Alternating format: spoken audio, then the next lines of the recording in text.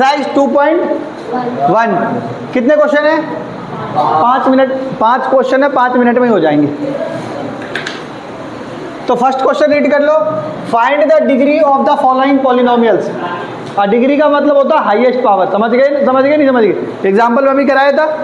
तो पहले वाले की डिग्री बताओ भाई। प्रेम, ये जो पॉलिनोमियल है फर्स्ट वाला, इसकी डिग्री बता। हैं? ये जो पॉलिनोमियल है इसकी डिग्री बता क्या है? इसकी पावर 2 भी है, इसकी पावर 1 भी है, और ये तो कांस्टेंट टर्म है। तो हाईएस्ट पावर क्या हो गई? तो इसकी डिग्री क्या हो जाएगी? डिग्री क्या हो जाएगी? नहीं समझ आया? आगे देख लेते हैं सेकंड को, इसी का सेकंड पार्ट। ये देखो, इसमें हाईएस्ट डिग्री क्या है? हाईएस्ट पावर क्या है? तो इसकी डिग्री यानी घातांक कितनी हो गई? नहीं समझ आया? आ गया?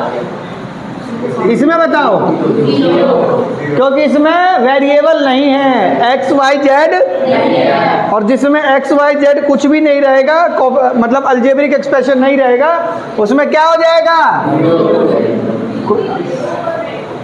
कोई कहेगा है ही नहीं, ये मतलब नहीं होता है। अब जैसे कोई आपसे पूछेगा पैसे है और तुम्हारे पास नहीं है, तो तुम बोल दो हाँ है। कितने हैं? 0। आंसर तो हाँ में दिया ना, कि बोल दो अरे नहीं है यार भाई, नहीं है। बोलो हाँ है, पैसे तो हैं मगर 0 है। ठीक है भाई, इसका मतलब भी नहीं होता है। मगर मैंने आंसर कैसे दिया? हाँ करके ना, ऐसे ही। ऐसे इसमें मत बोलना कि कोफिशिएंट, इसमें कोफिशिएंट वो नहीं है, डिग्री बोलना डिग्री है, मगर इसकी डिग्री कितनी है? 0। नहीं तो कई बच्चा बोल देगा सर वेरिएबल तो है ही नहीं, तो डिग्री क्या होगी इसकी? सही कह रहा हूँ? तो इसलिए मैंने, अब ये वाला बताओ।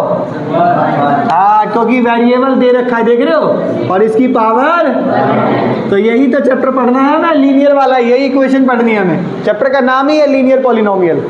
ये भी पॉलिनोमियल है, ये भी। तो इसको क्या बोलेंगे बेटा? इसको बोलेंगे क्वाड्रेटिक पॉलिनोमियल। क्या बोलेंगे? हाँ, इसको बोलेंगे,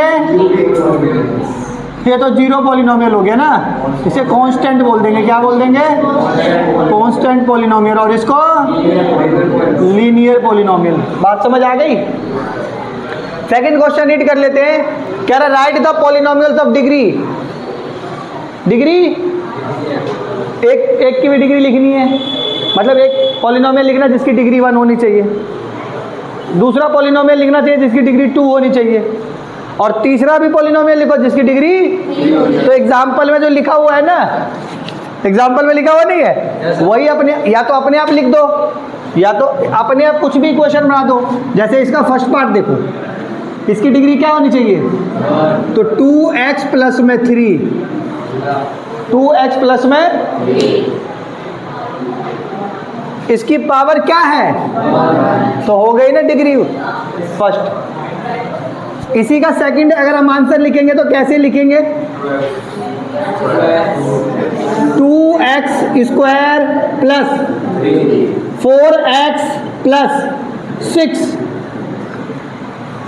प्लस में, तो इसकी हाईएस्ट डिग्री क्या हो गई? यहाँ भी डिग्री है, मगर वो डिग्री काउंट। एक बात बताओ, एक पार्टी में तुम भी जाते हो और तुम्हारे साथ पापा भी जाते हैं, तो वहाँ तुम्हारी वैल्यू होती है क्या? क्यों नहीं होती? क्योंकि तुम छोटे हो। मगर मान लो एग्जाम्पल के लिए पापा नहीं गया, पापा कहे चलिए काट ले और तू ही चला जा, तो तब पूछ होगी तुम्हारी? हाँ, तो उस दिन तो पूछा जाएगा तेरे पापा क्यों नहीं आए, आजा बैठ जा। सारी चीज़ किससे पूछा जाएगा? तो कहने का मतलब यहाँ पे 1 है, मगर 1 के भी पूछ। क्यों? क्योंकि उसकी पावर 2 भी है, क्योंकि उसका बाप भी बैठा हुआ है वहाँ पे, और इसमें 2 है नहीं, तो इसकी पावर क्या हो जाएगी? समझ आ गई? तो 1 के लिए डिग्री इक्वेशन ये लिखना पॉलिनोमियल, 2 के लिए और 3 के लिए अभी लिख देता हूँ। लिख दूँ? अरे लिख दूँ कि नहीं लिख दूँ? लिख दो। 3x क्यूब प्लस में x स्क्वायर प्लस में 2x प्लस 5, जो मर्जी लिख दे, 6 लिख दे, कोई दिक्कत थोड़ी ना है। अब इसकी डिग्री क्या हो गई? तो 3 ही पॉलिनोमियल इक्वेशन बना दिया, नहीं बना दिया मैंने? 1 के लिए भी बना दिया 2 के लिए भी बना दिया और 3 के लिए बना दिया। सर मेरा मन थोड़ा अलग करे, अलग से बनाने के, आपने x लिया मैं y ले लूँ तो कुछ भी ले ले भाई, मगर एक ही चीज़ लियो, या तो x लियो, ऐसे मत कर दे इसके साथ x जोड़ दिया और इसके साथ y जोड़ दिया तो वो 2 वेरिएबल हो जाएगा। क्या हो जाएगा? हमें 1 वेरिएबल पढ़ रहे हैं हम खाली। सेकंड क्वेश्चन भी लगभग समझ आ गया सारे बच्चों को। आ जाओ भाई थर्ड क्वेश्चन कर लेते हैं। कह रहा है what are the coefficient of x square and x cube. और मैंने इसका क्या नहीं लिखा, इसका मैंने क्या नहीं लिखा, इसकी इक्वेशन ही नहीं लिखी मैंने। क्या नहीं लिखी? इसकी मैंने इक्वेशन नहीं लिखी बेटा, यानी पॉलिनोमियल की नहीं लिखा। x की power 4 minus 3x cube plus 6x square minus 2x plus 7, ये इसका इक्वेशन दिया हुआ था जो कि मैं लिखना भूल गया। अब एक बात बताओ, पहले क्या बोला गया, किसका कोफिशिएंट बताओ, तो लिखो coefficient of x square is, किसका कोफिशिएंट बताना है, एक्स स्क्वायर का। एक्स स्क्वायर का कोफिशिएंट क्या है, ये तो मैंने पहले ही पढ़ा दिया था। आगे भी पूछा गया है किसका coefficient, coefficient of x cube is, x cube का कोफिशिएंट क्या है, 3 नहीं -3। बात समझ आ गई? माइनस को उठाना जरूरी है, नहीं तो पता चल जाएगा कि तुम्हारे पास है। -3 का मतलब होता है कि तुम कर्जे में हो 3 रुपये, और 3 का मतलब है कि तुम्हारे पास है 3, दोनों में अंतर है, नहीं है। अब क्या बोला गया है कि what is the coefficient of Z, coefficient of, भैया जेड तो है ही नहीं यार। इक्वेशन देखो क्या लिखा हुआ है, 4z square plus 4z cube, है ना। एक पॉलिनोमियल क्या लिखा गया, 4z cube plus 5z square minus 11। यहाँ तो ये तो क्यूब का है, ये किसका है, और z तो है नहीं 1 वाला तो, और ये क्या बोला गया है, z का।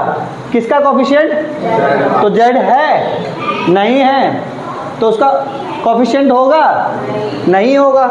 तो लिख दो यहाँ पे कोफिशिएंट ऑफ z इज,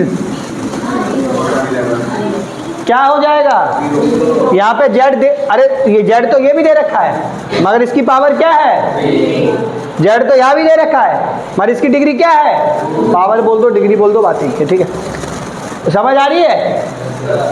अब z वाला तो नहीं दे रखा ना, दे रखा है, नहीं दे रखा, तो उसकी जगह क्या ले लेंगे, 0। क्या दे रखा है, आगे आ जाओ। फोर्थ क्वेश्चन समझ आ गया कि नहीं आ गया? अगर इसी के साथ मुझे बोलता कि z स्क्वायर का कोफिशिएंट बताओ तो 5 बताता, z क्यूब का कोफिशिएंट बताओ तो, मगर पूछा किसका है, खाली z का, तो z वाला नंबर है। जब वो नंबर ही नहीं है तो क्या होगा, और z नंबर दे रखा होगा तो उसका कोफिशिएंट 1 हो जाता। क्या हो जाता, मेन बात है z वाला दे ही नहीं रखा, नंबर भी नहीं दे रखा। समझ आ गई इतनी बात? अब लास्ट क्वेश्चन पढ़ लेते हैं, what is the constant term.